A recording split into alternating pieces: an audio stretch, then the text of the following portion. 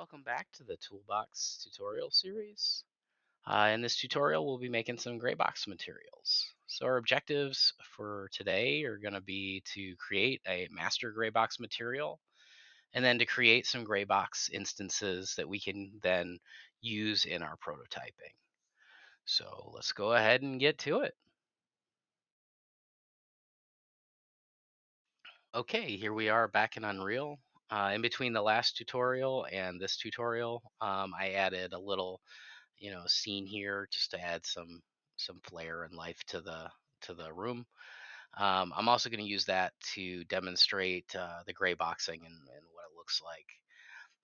In addition, I added some boxes over here that I'm going to go ahead and use to visualize the colors as I set them up. So if you are familiar with the Unreal Material System and you're really comfortable with it, all we're doing here is we're creating some basic gray box materials and instances of them. So you may want to skip ahead if you're super comfortable with that. And I can understand that, and I won't be insulted in the least. However, if you're really new to Unreal and the material system, I'm going to go step by step. So it would be a really good hands on practical experience for you.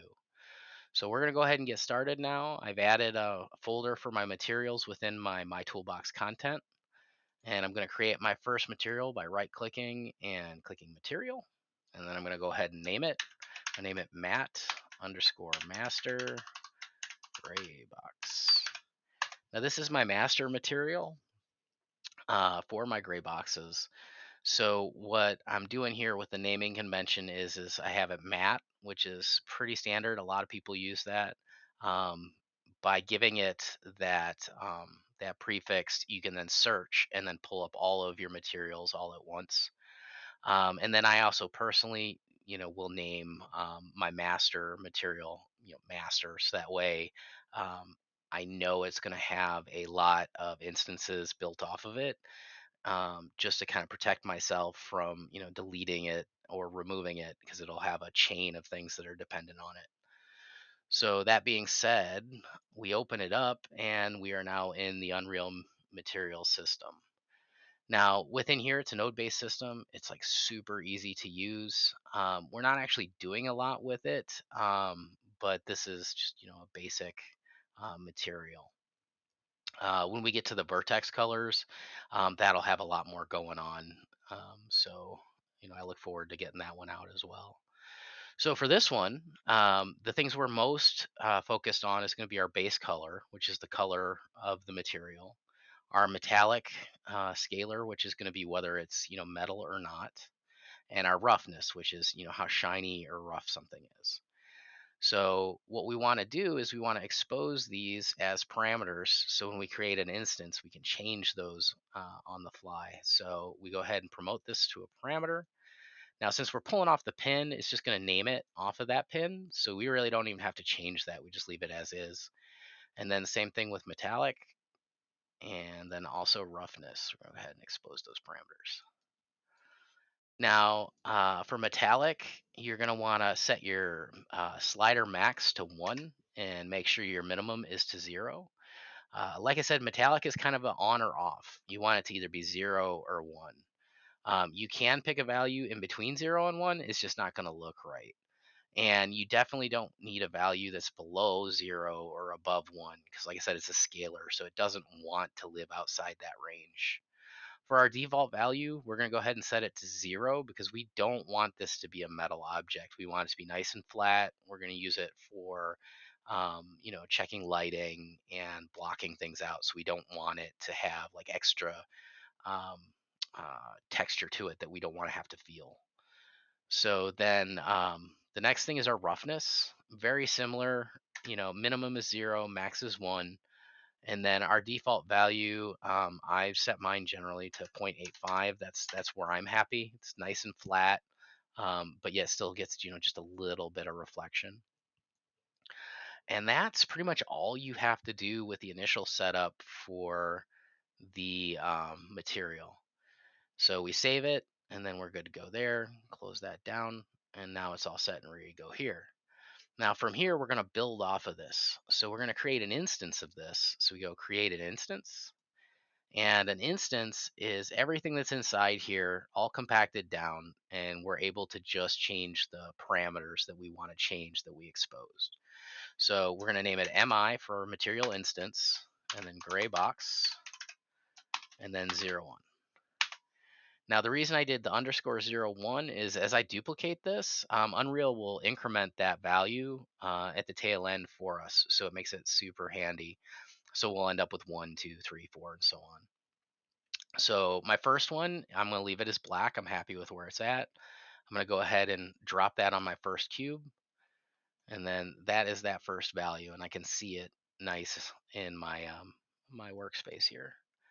And then I duplicate that, and that gives me my 02. And I add that there. And then I'm going to change its values.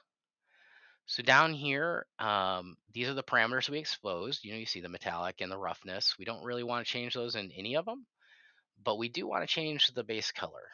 So what we're going to do here is, because we want to keep, for a gray box, everything to be a grayscale. So our RGB need to all equal each other, so that way it stays a grayscale. So we're going to pick a very low value at first, and then we're going to start working our way up towards 1. And that should get us where we want to go. Okay, so you can see here, now we can visually see the difference between the two. Now this is going to be a bit of repetition.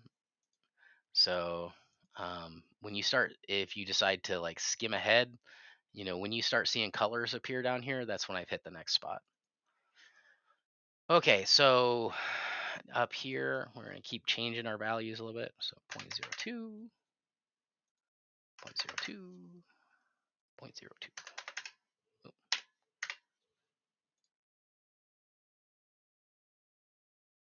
There. Give that a little more. 0.025.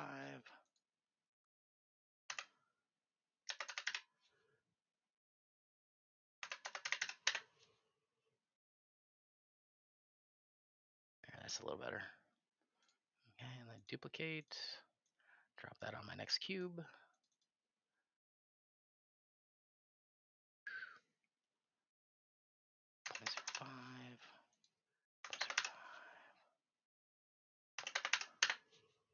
One of the interesting things that I learned as I was learning about these values is that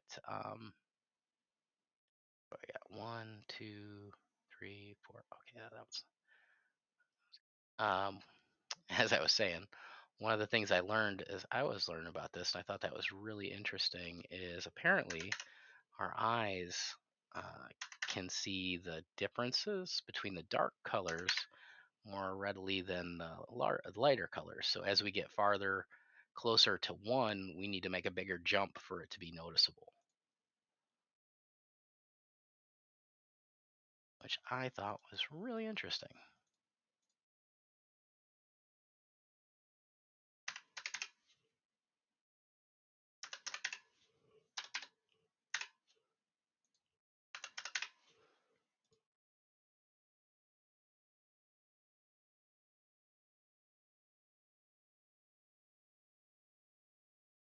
Probably make that a little less. So 0.22.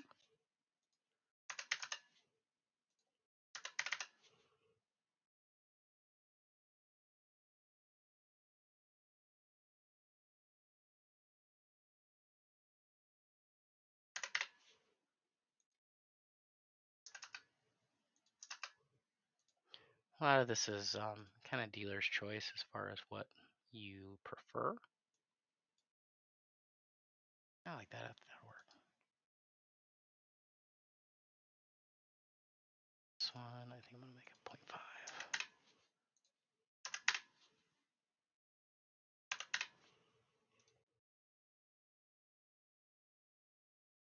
There you go. Now I have a series of Greybox instances that I can use within my scene. Now the next thing I'm going to end up wanting to do is I'm going to want to add colors up in here. So we're going to go ahead and add a new material instance.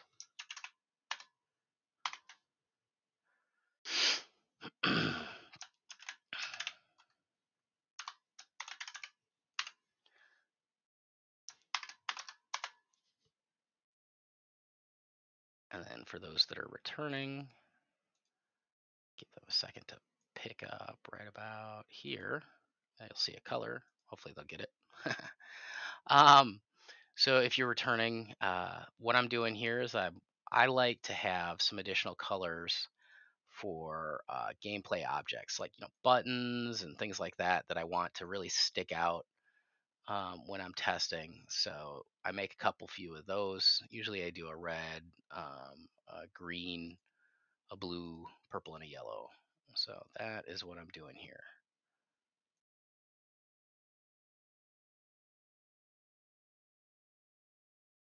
That goes very fast.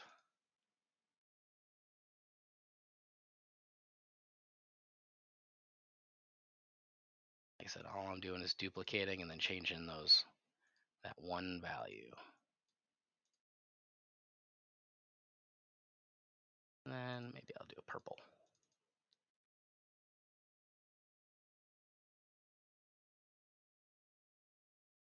And then you could tweak those to, whatever, tilts your fancy. But this will work for me. All right. Now the next thing I'm going to do is I'm going to go ahead and add the Greybox materials to my scene here. So what I can do is we'll make the floor nice and dark. Okay. And then we want to make, all of these brushes, a nice uniform color. So I pick one of them, Shift B, and drop a color on there. If I hit Shift B, it selects the whole thing.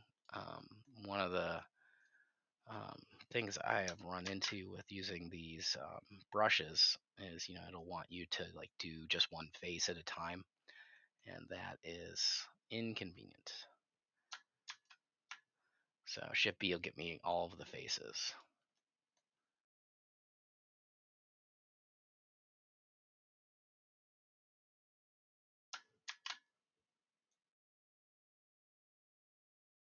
And I can hit a face. There we go. That there. Make this a much lighter color. Our pillar is like a nice white.